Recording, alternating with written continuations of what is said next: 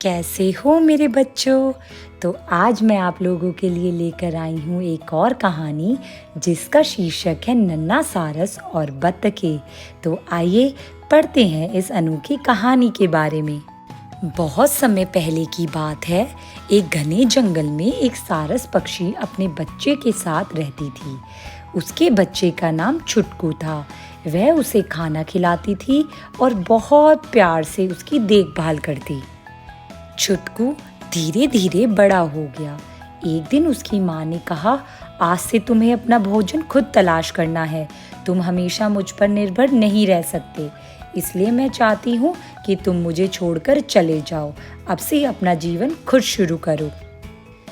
माँ के कहने पर वह छोटा सा छुटकू सारस भोजन खुद ढूंढने निकला। वह नदी के किनारे पहुंचा।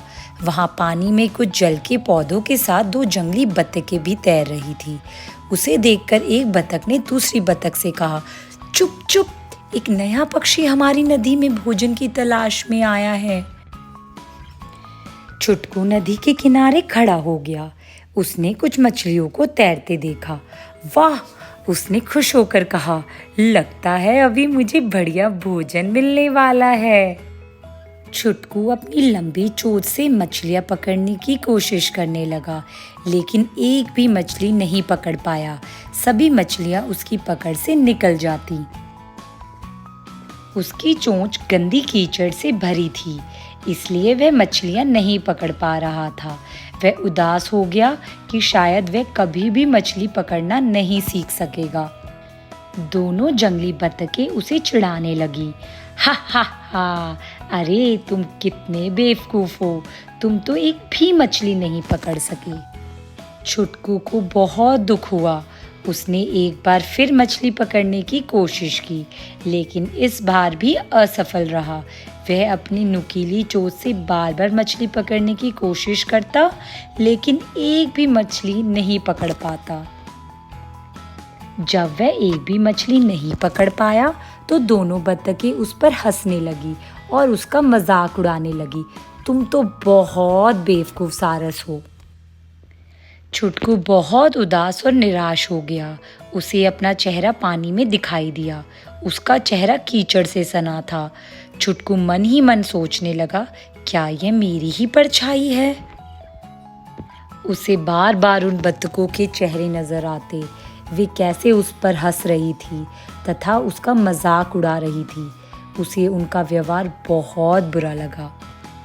छुटकू इतना निराश हो गया कि उसने मछलियां पकड़ना बंद कर दिया। उसे खुद पर बहुत शर्म आई। उसने अपनी चोंच समेट ली और पंखों में दबाकर आंखें नीचे खड़ा रहा। छुटकू अपना आत्मविश्वास खो चुका था। उसमें मछली पकड़ने की इच्छा बिल्कुल खत्म हो चुकी थी। ठीक तभी बहुत सारी मछलियां उसके पांव के चारों ओर घूमने लगी। छुटकू ने ध्यान ही नहीं दिया कि इतनी मछलियां उसके पैर के पास तैर रही थी। छुटकू निराश होकर वहीं लेट गया। तभी दोनों बत्तखों ने छुटकू को देखा।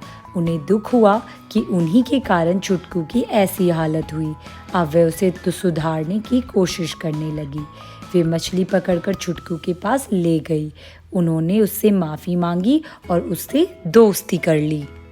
तो बच्चों, हमें इस कहानी से यह शिक्षा मिलती है कि हमें अपने शब्दों का चयन बहुत सोच समझ कर करना चाहिए, ताकि किसी का दिल हमारी बातों से ना दुखे। अगर आपको यह कहानी पसंद आई हो तो मेरे चैनल रीड अलाउड किड्स को सब्सक्राइब और इस वीडियो को लाइक एंड शेयर करना मत भूलना। कल मिलते हैं एक और नई कहानी के साथ। Thank you, bye bye.